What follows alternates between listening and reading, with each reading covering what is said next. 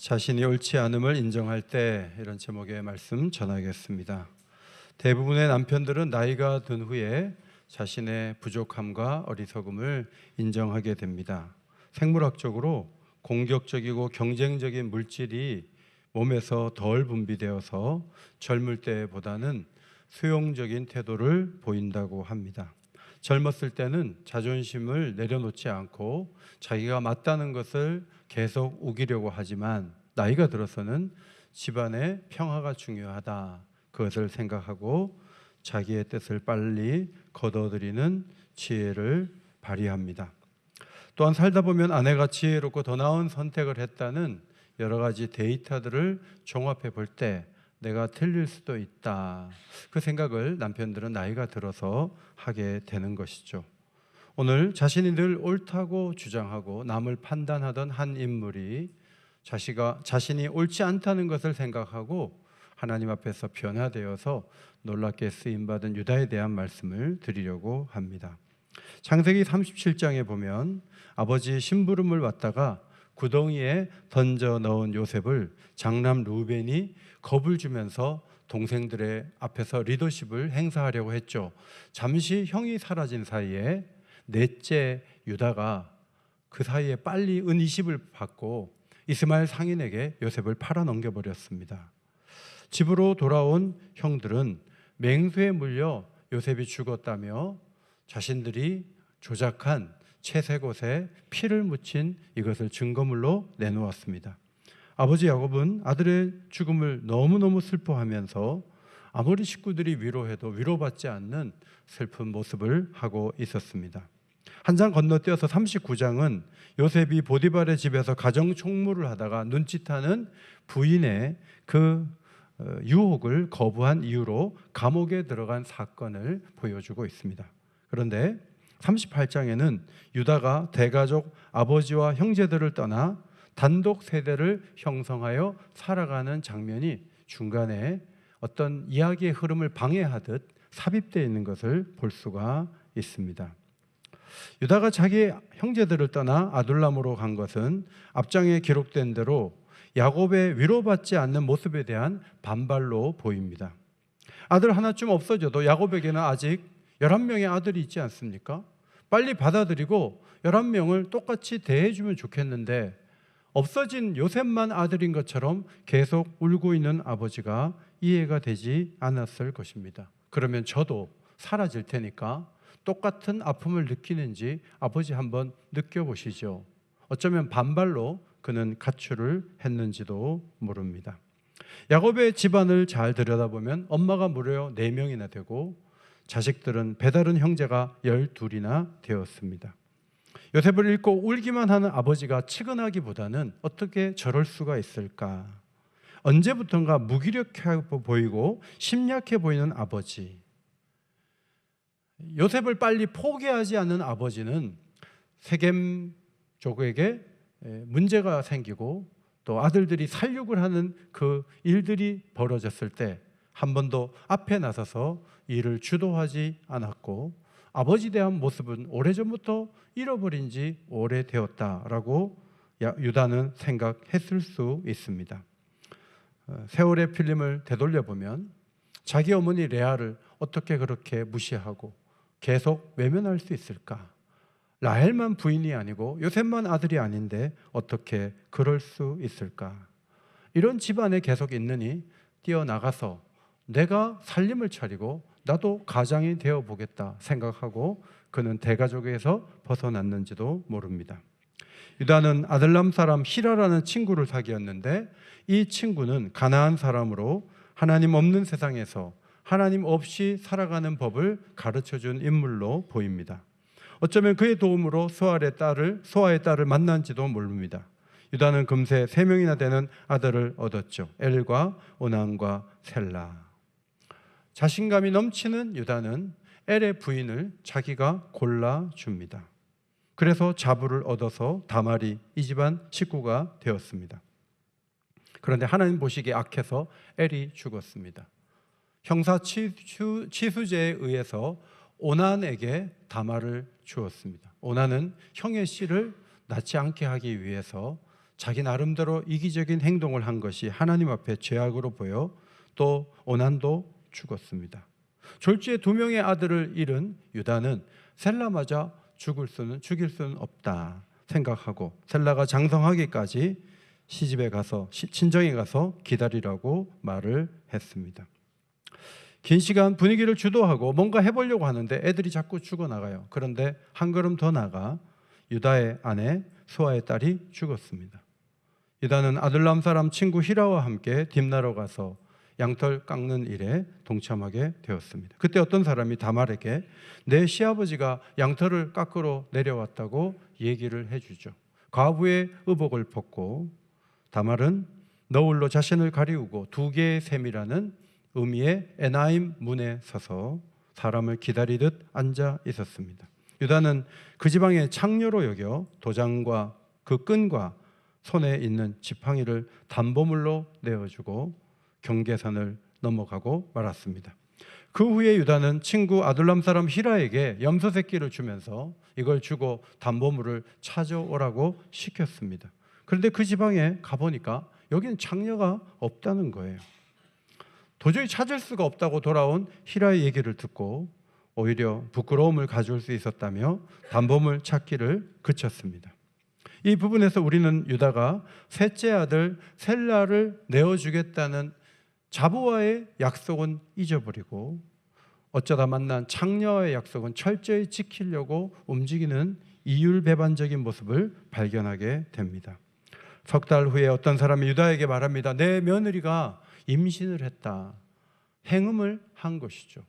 당시 가나안의 법은 이런 케이스는 다 죽이는 것이 마땅한 것이었습니다.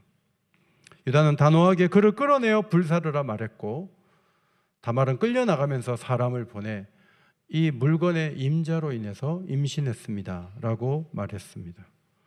그것은 모두 유다의 것이었습니다. 그때 유다가 한탄하듯 말한 것이 26절 그는 나보다 옳도다. 여기서 다말의 탈선은 유다가 살던 시대에 단순히 남자의 품이 그리워서 저지른 사건이 아닙니다. 유다에게는 고대 군동의 관습, 형사치수제, 형이 죽으면 형수에게 장가드는 제도에 따라 죽은 아들의 대를 잇기 위해 셀라를 주어야 했습니다. 그러나 유다는 막내 셀라까지 죽을까 봐 두려워 다말을 친정으로 보내고 기약 없이 기다리게 했습니다. 유다는 다말이 창녀로 변장해 자신을 속였다는 사실보다는 자신이 다말을 기만하고 시아버지로서 언약을 어겼다는 더 큰 잘못을 보면서 26절 내가 그를 내 아들 셀라에게 주지 아니하였음이로다 라고 고백했습니다. 창세기를 읽는 우리가 보기에는 다말이 훨씬 잘못된 여자로 보이지만 창세기를 읽는 모든 유대인들은 다말이 가문을 망치려고 그런 일을 한 것이 아니라 유다 지파의 보존이라는 하나님의 뜻을 이루기 위해 최선을 다한 노력을 한 인물로 유대인들은 평가하고 있습니다. 시아버지 유다는 다말의 행위에서 자신보다 더 간절하게 하나님의 언약을 붙드는 의로움을 발견했고 그래서 그는 나보다 옳다고 고백하였습니다. 다말이 보여준 사명감은 죽은 남편을 위해 할 수 있었던 최고의 의이고 선이었습니다. 우리 시대와는 시대적 간격과 관습의 간격이 있다는 것을 보고 이 말씀을 이해할 필요가 있습니다. 아버지 유다는 큰아들을 잃어버렸고 자손을 봐야 한다는 생각도 희미해진 채 아내가 죽자 창녀를 찾아 나섰고 결국은 며느리를 임신시키는 죄인 중에 죄인의 모습을 하고 있었습니다. 집을 떠나서 초기에는 유다가 자신이 아버지보다 옳다고 생각했을 거예요. 한 3명 낳고 5 식구가 밥을 먹으면서 우리 아버지보다 내가 낫지. 저쪽 집안은 사람들로 우글우글하지만 그 속에 갈등과 미움은 말할 수 없이 많고 그런 종류의 아버지가 되는 것보다 내가 훨씬 낫지 않아? 라고 자기에게 말했을지도 몰라요. 그러나 살아보니 좋은 아버지, 현명한 아버지가 되는 것은 쉬운 게 아니에요. 저도 담임 목회를 처음 할 때는 내가 괜찮게 목회를 하나보다 생각했다가 한 10년 지나니까 원로 목사님이 대단한 분이시구나. 원로 목사님 생각이 나더라고요. 아버지가 되는 거 쉬워요? 할아버지 되는 거 쉬워요? 쉽지 않아요. 유다가 좋은 날을 준비하기도 전에 엘과 오난 두 아들이 연이어 세상을 떠나고 부인도 죽어요. 더 좋은 아버지가 되기는커녕 부인도 없이 외롭게 살아야 했습니다. 아둘람 사람 히라라는 친구와 함께 딥나에 갔다가 예상치 못한 창녀를 만났고 담보물을 주고 경계를 넘어서고 말았어요. 놀랍게도 그 여인은 창녀가 아니라 자신의 자부였고 애를 통해 씨를 봐야 되는데 자기가 임신을 시킨 사람이 되고 말았습니다. 유다는 끌려가던 다말이 담보물을 내놓는 순간 그는 나보다 옳도다. 가문을 보존하는데 전혀 관심을 갖지 않았던 잘못이 자신에게 있었음을 발견했습니다. 유다의 인생을 보면 동생을 형이 없는 사이에 이스마엘 상인에게 팔아넘기질 않나, 아버지가 가장 슬퍼할 때 사라지면서 오히려 아버지에게 공격적으로 행동하지를 않나, 또 자부를 자기가 직접 데려와서 살라고 하지를 않나, 며느리가 문제가 생겼다고 하니까 죽이라고 불태우라고 말하지를 않나. 문제가 많은 사람이에요. 그런데 그가 발견해 보니 가장 심각한 죄인은 자기였습니다. 이런 상황에서 태어나게 된 자부 다말이 낳은 쌍둥이가 베레스와 세라라는 아들들이죠. 산파가 손이 먼저 나오는 아이에게 붉은 실을 살짝 묶어줬는데 뒤에 나온 아이가 앞에 나간 애를 땡겨놓고 자기가 나오는 거예요. 그래서 장남이 바뀌는 거죠. 이렇게 뚫고 나오는 것을 보면서 어머니 디나는 뚫고 나왔다는 의미로 베레스라고 이름을 짓고 붉은 빛이라는 의미로 세라라고 이름을 짓게 되었습니다. 룻기서를 마무리하는 족보가 나오는데 룻기서 4장에 다말과 유다의 아들 베레스에서부터 이 족보는 시작됩니다. 베레스의 계보는 이러하니라. 베레스는 헤스론을 낳고 헤스론은 람을 낳았고 람은 암미나답을 낳았고 암미나답은 나손을 낳았고 나손은 살못을 낳았고 살못은 보아스를 낳았고 보아스는 오벳을 낳았고 오벳은 이새를 낳고 이새는 다윗을 낳았더라. 여러분, 다윗이 베레스의 후손이에요. 마태복음 1장으로 가면 놀랍게도 마태 사도는 4명의 이방인 여자들을 이름을 적어놓죠. 라합과 다말과 룻과 우리아의 아내죠. 라합의 직업이 기생이에요. 다말은 시아버지 아이를 낳았어요. 룻은 부끄러운 모압 쪽이에요. 우리아의 아내는 이름도 안 적고 우리아의 아내라고 말하잖아요. 문제가 심각한 4명의 이방 여인이죠. 이 계보를 통해 하나님께서는 하나님의 사람 세우심은 완벽한 집안에서 완벽한 메시아가 나왔다는 것을 말씀하기보다는 이방인이라도 구원을 받을 수 있고 문제가 있는 사람이라 할지라도 하나님의 울타리 안에 들어올 수 있다는 것을 이 계보에서 말씀해 주십니다. 조나단 에드워즈와 동시대 인물 맥스 주크의 후손의 비교 연구를 한 번쯤은 들어보신 적이 있죠. 이 연구는 1900년 교육학자 윈십이라는 분이 연구 결과를 발표한 것인데 내용은 이렇게 됩니다. 18세기 대각성 운동을 일으켰던 조나단 에드워즈의 1400명의 자손을 분석한 결과 부통령이 나왔고 대학 총장이 나왔고 교수와 판사와 목회자, 사회에 기여한 인물이 많이 나왔지만 동시대에 살았던 맥스 주크, 자유분방하고 방탕한 삶을 살았던 그의 후손 1200명을 연구해 본 결과 상당수가 범죄자고 알코올 중독자와 극빈층이 되어서 사회적 비용을 발생시켰다는 연구 결과예요. 문제는 이런 식으로 자꾸 분류하고 방향을 정해서 이해를 하다 보면 예수 그리스도의 계보는 어떻게 합니까? 예수님의 조상 라합의 직업이 기생이었는데 다말은 시아버지의 아이를 낳았는데 우리아의 아내 밧세바는 남편을 죽음으로 몰아넣는 일에 관여되어 있는데 여러분, 전혀 문제없이 경건하게 사는 자손은 다 잘 됩니까? 그렇지 못한 집안은 초토화되었습니까? 조사는 안 해봤지만 지금 대통령의 부모님이 교회 다닙니까? 국회의원이라도 하면 사람들이 그 부모가 다 신앙이 좋아서 국회의원을 했다고 얘기해 줍니까? 그렇지 않습니다. 부모가 안 믿고 부모가 그저 그렇게 살아도 그 자손 가운데 대학 총장도 나올 수 있고 어떤 일도 할 수가 있는 거예요. 반대로 경건하게 살고 믿음 안에 산다고 할지라도 그 자손 가운데 취업이 안 돼서 어려움을 겪는 일들이 비일비재하지 않습니까? 여러분, 성경이 가르치는 것이 부모가 잘하면 자식에게는 아무런 어려움도 안 오고 승승장구한다고 누가 가르쳤어요? 성경은 그런 말을 한 적이 없어요. 성경이 꾸준히 말하는 게 있어요. 그게 뭔지 아십니까? 그것은 하나님이 일하시고 쓰시는 사람의 공통점은 자기 죄를 보는 사람이에요. 자기의 약함을 인정하는 사람들이에요. 손가락을 가지고 저 사람 잘못했다고 막 말하는 사람들이 하나님께 쓰임받는 거 아니에요. 다말이 시아버지 유다로부터 나온 베레스이기 때문에 베레스와 세라는 그 후손은 질병에 시달리고 뭘 해도 안 되고 그의 삶을 매우 고통스러웠다. 그들은 모두 힘겨웠다.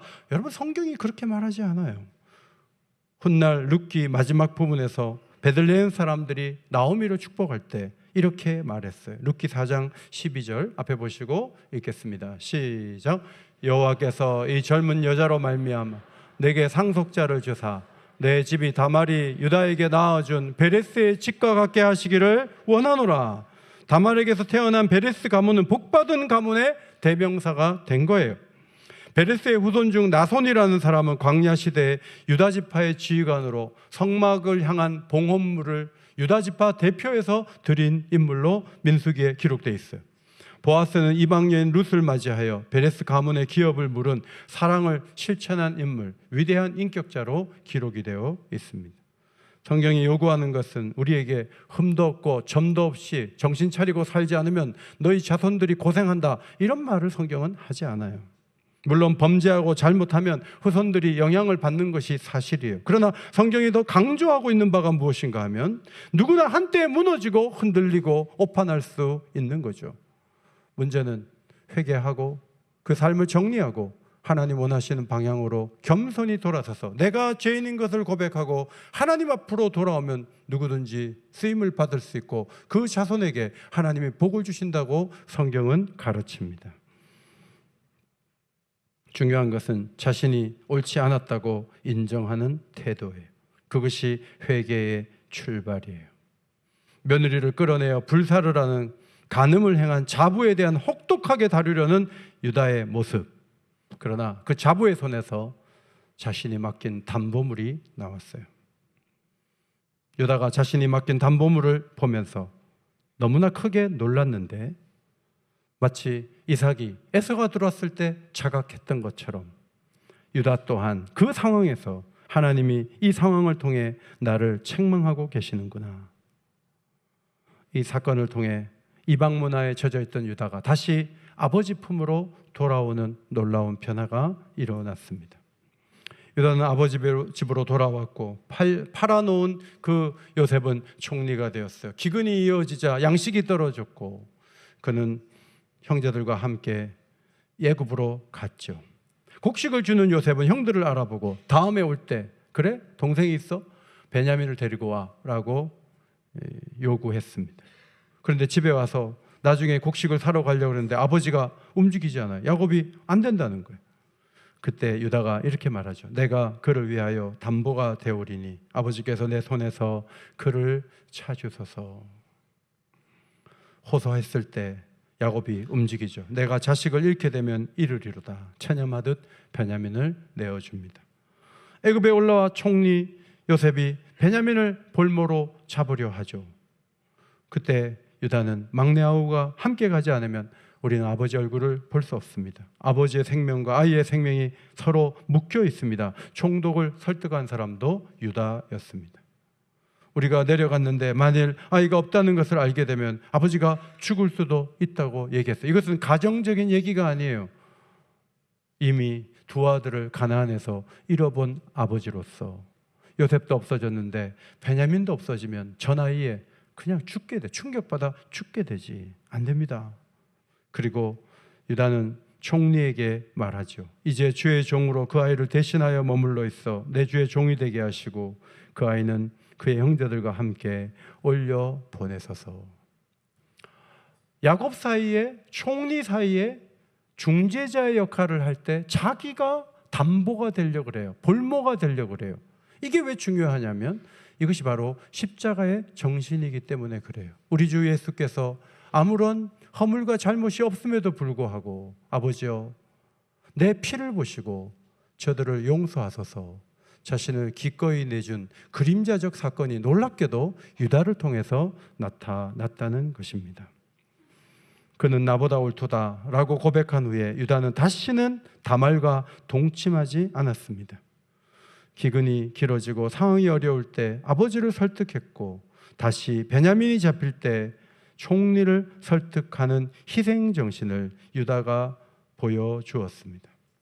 하나님은 이 태도를 귀하게 여기시고 그는 내쩌였고 가나안 땅에 가서 엉뚱한 일을 하고 돌아온 아들이었지만 야곱이 죽을 때 하나님의 임재 속에 이렇게 예언했습니다. 창세기 49장 10절입니다. 앞에 보시고 같이 읽겠습니다. 시작. 큐가 유다를 떠나지 아니하며 통치자의 지팡이가 그 발 사이에서 떠나지 아니하기를 실로가 오시기까지 이르리니 그에게 모든 백성이 복종하리라. 유다의 후손이 이런 엄청난 복을 받게 된 비결 가운데 하나는 창세기 38장에 그는 나보다 옳도다, 44장에 제가 대신 잡히겠습니다 하는 이런 태도가 하나님께서 이런 복을 주시는 일과 무관하지 않다고 생각을 합니다. 하나님은 오늘도 자신이 틀렸음을 인정하고 결정적일 때 자신을 내어준 유다와 같은 사람들에게 통치자의 지팡이를 맡기고 역사의 책임을 지어줄 수 있다는 사실을 우리는 기억해야 할 것입니다. 프랑스의 철학자 사르트르가 닫힌방이라는 희곡을 썼는데 그 희곡에서 아주 유명한 말을 남겼어요. 그건 뭐냐면 사람이 지옥이다 이런 말이에요. 이게 왜 유명한 말이 되었는가 하면 우리가 우리 자신을 인식할 때 타인을 시선을 통해서 인식하게 된다는 거죠. 타인이 나를 비겁자라고 정의를 해버리면 나는 내 의지에 상관없이 타인의 시선 속에 비겁자라는 박제된 대상이 되고 만다는 것입니다. 현세에서 그가 보기에 지옥은 불과 유황못에 머물러서가 아니라 서로를 신뢰하지 못하는 상태에서 서로를 끊임없이 관찰하고 비판하고 유혹하며 심리적인 고문을 가하면 충분히 이 땅에서도 지옥을 만들 수 있다는 것입니다. 성경은 천국이 타인의 인식에 의해서가 아니라 나 자신이 누구인지를 고백하며 한없이 연약하고 작고 죄인인 것을 인정하며 하나님 앞에 나올 때 그가 움직일 때 세상이 바뀔 수 있다는 것을 가르쳐 줍니다. 바울은 주 55년경 고린도 교회에 보내는 첫 번째 편지에서 나는 사도 중에 가장 작은 자라고 고백하죠. 7년 후에 에베소에 편지를 보낼 때는 모든 성도 중에 지극히 작은 자보다 더 작은 나라고 표현을 해요.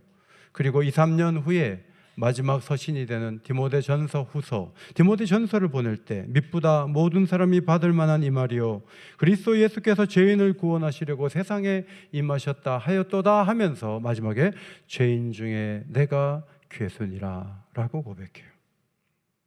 시간이 흐를수록 자신의 죄인됨을 점점 더 크게 느끼고 표현했던 거예요. 빅토르 위고의 소설 레미제라블은 실존 인물 프랑스와 비도크라는 사람의 삶을 그린 것입니다. 그는 젊은 시절 범죄를 일삼던 탈옥수였어요. 그런데 과거를 진심으로 뉘우치고 사회에 공헌하기로 결심했어요. 범죄자의 생리를 잘 안다는 점을 역설적으로 활용해서 프랑스 국가경찰의 모태인 슈르테를 창설했습니다. 현대 수사기법의 기틀을 마련했어요. 국제형사경찰기구 인터폴의 창설도 비도크의 역할이 컸다고 합니다. 그는 과거의 죄책감을 씻기 위해 평생 가난한 이들을 도왔습니다. 비도크는 은퇴 후에 전과자들의 사회 복귀를 돕기 위한 세계 최초의 종이 공장을 세워 그들을 고용하는 일들을 시도했습니다. 윌리엄 윌버포스, 젊은 시절 사교계의 스타로 방탕하고 자기중심적인 삶을 살다가 예수님을 만난 후에 자신이 누려온 풍요가 노예들의 눈물 위에 세워졌다는 죄책감에 빠졌습니다. 그는 자신의 죄의식을 영국 국가 전체의 노예 무역을 막는 것으로 확장시켰어요. 평생을 걸고 노예제 폐지 운동에 헌신하였습니다. 넬슨 만델라는 27년간 감옥 생활하는 동안 계속 복수심이라는 내면의 독소가 자신과 국가를 망칠 수 있다는 걸 깨달았어요. 추록 후에, 대통령이 된 후에 그는 자신을 억압했던 백인들을 처단하는 대신에 진실과 화해위원회를 만들었어요. 용서하되 잊지는 않는다는 원칙 하에 가해자가 죄를 고백하면 사면해주는 파격적인 길을 택했습니다. 그래서 남아공은 내전의 피바람에 휩싸이는 대신에 무지개 국가로 거듭나게 되었습니다. 그의 섬김은 권력을 휘두르는 것이 아니라 자신의 상처를 내보이며 상대의 손을 잡는 용서의 섬김의 모습이었습니다. 자신이 옳지 않을 뿐 아니라 누구보다 작으며 시간이 흐르면서 나보다 죄 많은 사람은 없지요 라고 고백할 때 하나님이 일하십니다. 저 사람이 잘못됐고 저 사람만 잘 잡으면 우리 교회는 좋아요. 저런 사람들만 몰아내면 우리 사회는 깨끗해질 거예요. 여러분 그렇게 계속하면 한 해에 50만 건이 넘는 고발 사건이 줄어들지 않아요. 여러분 사실 하나님 말씀 앞에 우리가 서면 내가 누구인지 내가 잘 알고 있지 않습니까? 그것을 발견할 수 있지 않습니까? 시간이 흐를수록 나의 죄인됨을 먼저 주목하고 하나님 앞에 고백하며 더 요긴하게 쓰임받을 수 있는 믿음의 사람들이 다 되시기를 예수의 이름으로 축원합니다.